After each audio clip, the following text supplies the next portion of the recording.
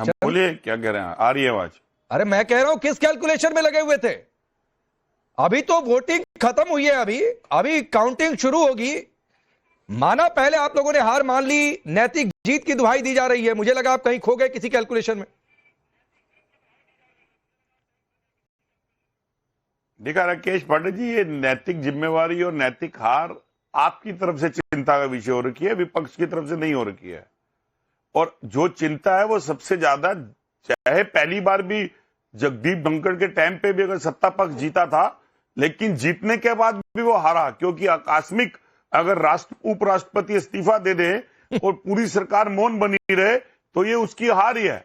और अभी जिस आंकड़े के ऊपर जिस हिसाब से संघ और विधान की जो लड़ाई होने जा रही है, जिसके अंदर अपने मन की वोट डलनी है, उसके लिए सबसे ज्यादा टेंशन देश के उन्हीं शीर्ष नेताओं के ऊपर है जिनको सत्ता के अंदर एक उपराष्ट्रपति ने आकस्मिक इस्तीफा देकर टेंशन में डाल दिया है। नहीं, अपने मन की वोट डलनी है मतलब?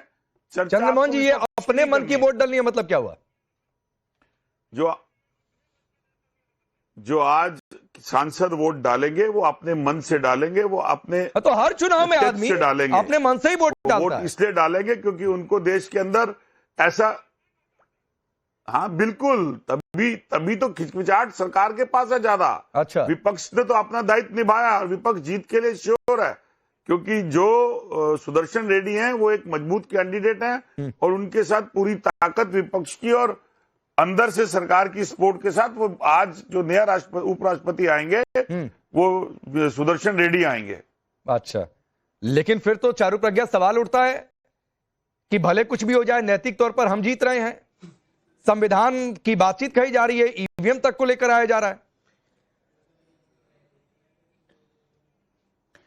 राकेश जी देखिए, आपके सवालों का मैं एक एक करके जवाब देती हूँ। सबसे पहले तो जब मॉरल विक्ट्री की बात होती है, नैतिक जीत की बात होती है, सवेरे से ये लोग अंतरात्मा की बात कर रहे हैं, तो जीत किसकी हो रही है ये सुनिश्चित है, देश को पता है जीत किसकी हो रही है। दूसरी बात, जब ये लोग ईवीएम की बात करते हैं, पेपर बैलेट से उसका कंपैरिजन करते हैं, मुझे समझ में नहीं आता ये अपने आंकड़े कहां से लाते हैं।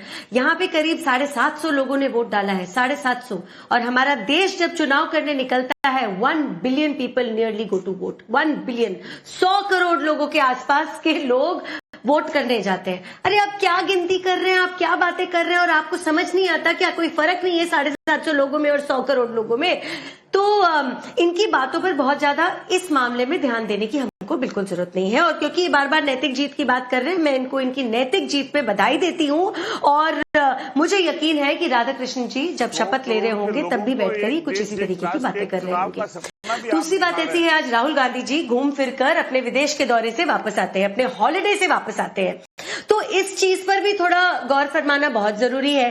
क्योंकि राकेश जी आप ये देखिए, यहाँ पर चुनाव कितना बड़ा है या छोटा है ये बात नहीं है, चुनाव में जीत किसकी होने वाली है, संख्या एनडीए की ज्यादा है या इंडी ब्लॉक की कितनी है, ये भी बात नहीं है। बात है गंभीरता की, बात यह है आप कितनी सीरियसनेस के साथ, कितने डेडिकेशन के साथ आप हर एक चुनाव को अप्रोच करते हैं। अब आप अप्रोच में फर्क देख लीजिए। आज एनडीए की तरफ से जब पहला वोट डाला तो हमारे आदरणीय प्रधानमंत्री जी ने ये वोट डाला। मोदी जी लाइन में सबसे आगे खड़े थे, सबसे पहले उन्होंने वोट डाला। हाँ। एक एग्जाम्पल सेट किया, एक कार्यशाला करी गई थी कल, उसमें भी मोदी जी प्रस्तुत थे। हाँ। कहाँ है इनके leader of opposition Rahul ji? आज घूम फिर कर आए हैं, खोए खोए से घूम रहे थे संसद में, तो ये क्या दिखाते हो आप देश को? नहीं, मैं उस पर आता हूँ, चंद्रमोहन जी आऊंगा, एक एक बार जरा सबकी टिप्पणी हो जाए।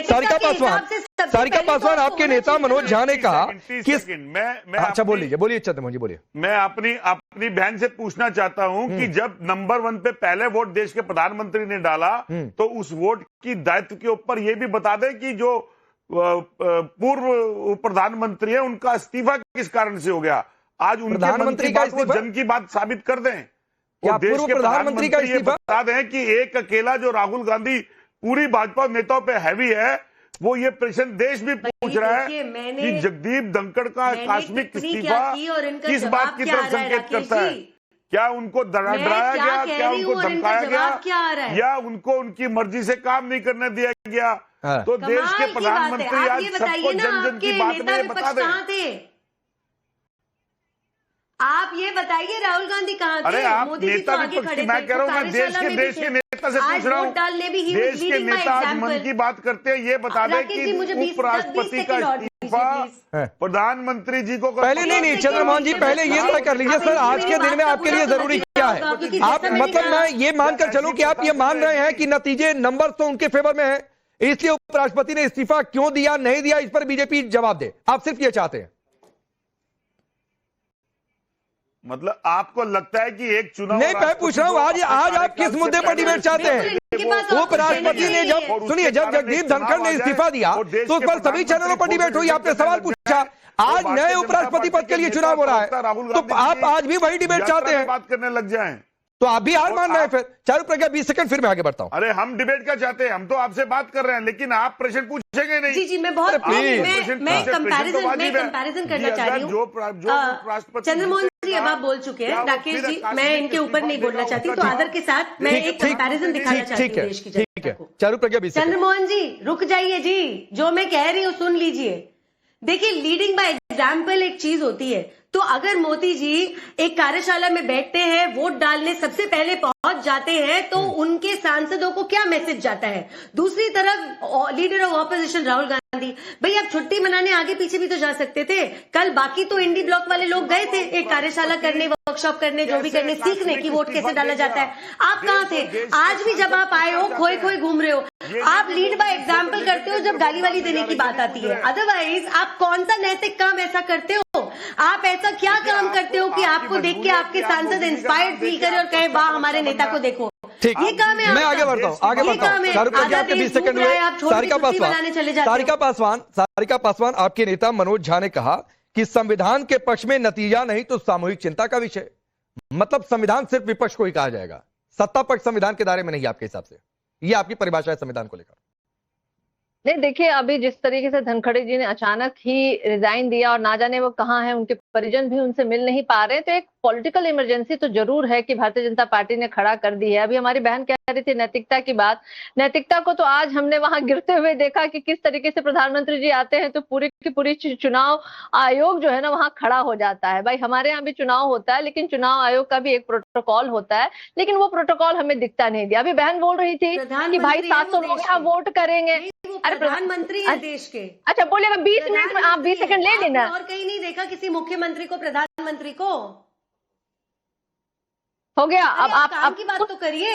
प्रधानमंत्री है आपका चेहरा का तारीफ करेगा, कुर्सी का आदर कर लीजिए, देश का आपके चेहरे की तारीफ नहीं करेंगे। चारों तरफ बड़ी आप खूबसूरत दिख रही हैं, आपके चेहरे की तारीफ मैं नहीं करने बैठी हूँ कि मैं काम की बात करूँ, मैं काम की बात कर रही हूँ। और प्रधानमंत्री जी के सामने किस तरीके से चुनाव आयोग ने अपनी नैतिकता को गिराया। अभी ये मेरे पर्सनल कमेंट्स क्यों हो रहे हैं और इनकी नजर मेरे चेहरे पर इतनी क्यों टिकी हुई है कि इनको और कुछ नहीं बोलना? आप मेरे ऊपर क्यों आप पर्सनल कमेंट्स करेंगी बैठकर? आप मुझे बताइएगा काम की बात करना क्या होता है? अब भाजपा मैं आपकी बातों पर टिप्पणी कर रही हूँ, मेरे चेहरे पर बातों पे नहीं है। आपने मुझे ये नहीं बता सकती है कि मैं क्या बोलूँ नहीं बोलूँ। ये तो यहाँ सीधे सीधे आप सीधे सीधे मेरी देश के प्रधानमंत्री कहीं आएंगे तो लोग खड़े नहीं होंगे क्या? सिखाएंगे भारतीय जनता पार्टी के संस्कार ऐसा ही है कि गाली दीजिए भाग जाएंगे, यही आपकी सोच है? यही भाजपा तो गालीबाजों की पार्टी है। आपके माताओं को गाली देने जी हम बिल्कुल सिखाएंगे, क्योंकि काम की बात करने के बजाय अगर आपका फोकस मेरे चेहरे पर है तो भी मुझे चिंता है आपकी, आपके पार्टी की और अपने देश की भी। आप चाहते हैं चेहरा चमकाने की राजनीति भारतीय जनता पार्टी करती है, इसलिए चेहरे की बात भारतीय जनता पार्टी अक्सर करती है, लेकिन कभी कभी अपने गिरबान में भी झांक लेना चाहिए। नैतिकता की बात करने वाले को तो नैतिकता से कोई मतलब ही नहीं है। अपनी बातें नहीं सुनी, नैतिकता